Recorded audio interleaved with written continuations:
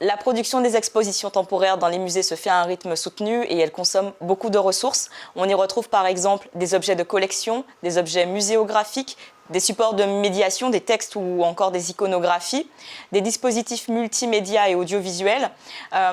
Tout cela pour recréer des ambiances à l'aide de scénographies immersives ou conceptuelles. In fine, les expositions, quand elles s'achèvent, elles produisent beaucoup de déchets. La question logique qu'on pourrait se poser est pourquoi ces éléments ne sont pas réutilisés d'une scénographie à l'autre. Alors, ces ressources ne sont pas toujours réutilisées d'une scénographie à l'autre, d'abord pour des raisons économiques. Les espaces internes nécessaires pour le stockage transitoire d'une scénographie à l'autre n'est pas toujours possible, puisqu'ils sont limités, et recourir à un stockage externalisé coûte cher. Ensuite, donner une seconde vie aux biens en ayant recours à des entreprises de l'économie circulaire, comme par exemple des ressourceries qui valorisent ces déchets, représente là aussi un coût supplémentaire. Ensuite, le réemploi pose en soi des difficultés parce que pour chaque projet scénographique, il y a une esthétique spécifique qui est développée et donc il est délicat de réemployer un élément dans une nouvelle scénographie. Ensuite, parce que les matériaux utilisés dans le secteur événementiel sont de faible qualité et ne supportent pas toujours plusieurs utilisations. Parce que la réglementation est stricte. Si pour réutiliser un matériau dans un nouveau projet scénographique, on le transforme en y ajoutant des colles ou des peintures, celui-ci doit repasser des tests en laboratoire pour qu'on puisse tester sa réaction au feu. La certification est nécessaire et le coût de celle-ci vient gommer le bénéfice du réemploi. Alors, en plus de consommer beaucoup de ressources, les expositions temporaires produisent, vous l'aurez compris, beaucoup de déchets.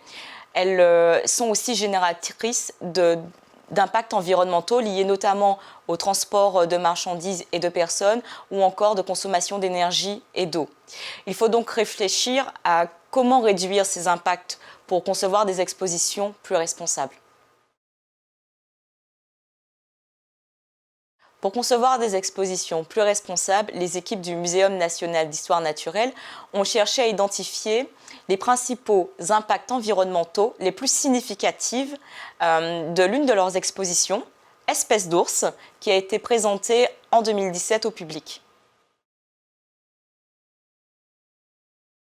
Alors, les équipes du muséum, pour pouvoir évaluer les impacts environnementaux générés par leur exposition temporaire Espèces d'ours, ont utilisé l'outil appelé analyse cycle de vie ou ACV, à partir de la modélisation d'un système, de ses frontières et de l'analyse des flux nécessaires à son exploitation.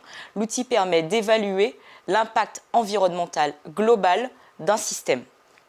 Ici, le système étudié est l'exposition Espèces d'ours, une exposition temporaire de 700 mètres carrés ayant reçu 300 000 visiteurs en un an.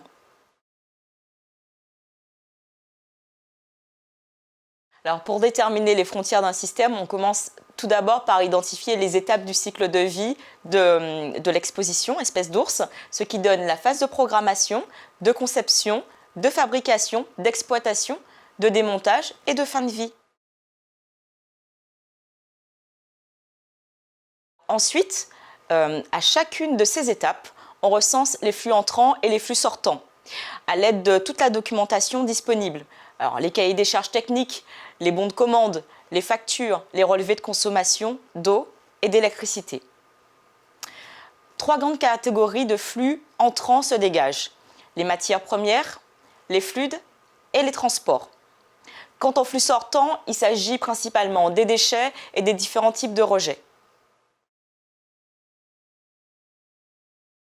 Une fois que nous avons identifié tous ces flux, ils constituent la base de notre inventaire.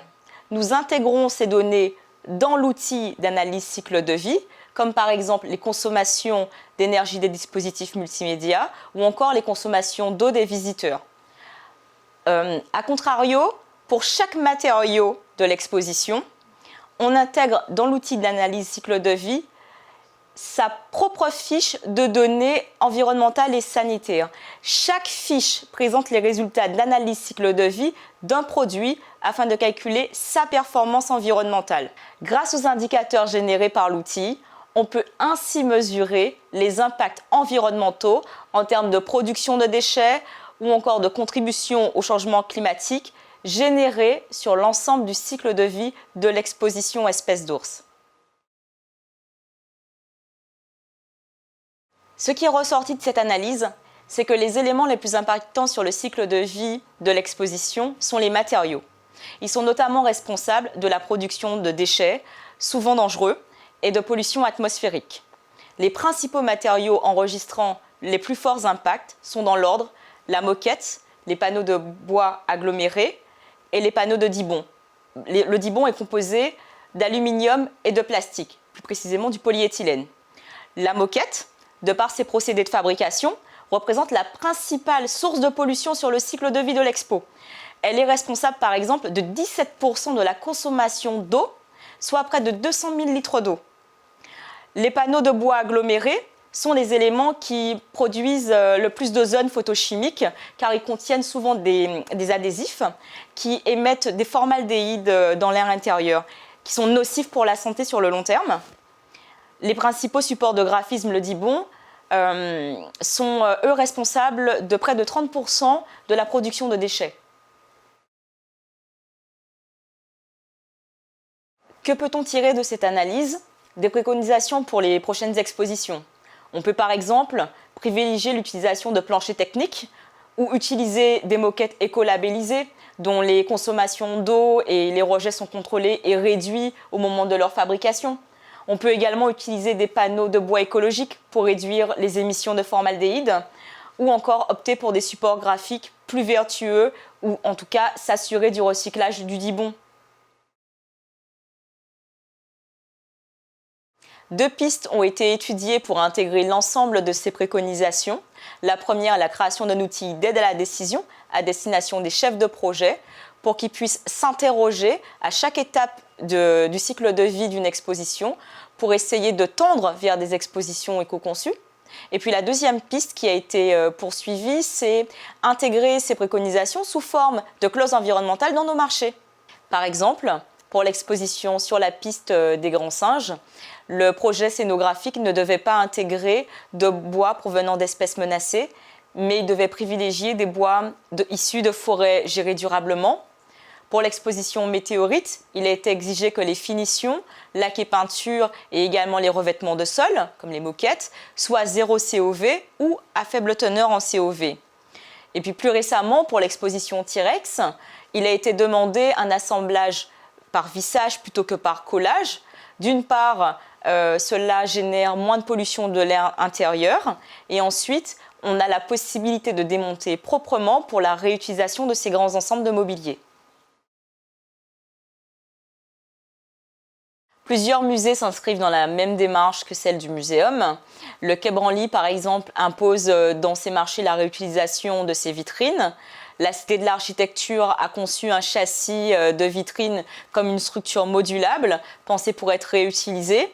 Et la Bibliothèque nationale de France, en 2009, a réalisé les mobiliers de la scénographie UNESCO en carton. Ces actions peuvent sembler insuffisantes, mais la prise de conscience, elle est bien là. Et les démarches d'éco-conception se concrétisent. C'est en multipliant ce type d'initiatives pour réduire les atteintes à l'environnement que les musées peuvent prendre une part de leur responsabilité dans les modes de changement de production et de consommation et proposer ainsi une alternative aux expositions actuelles et tendre vers des expositions éco-conçues.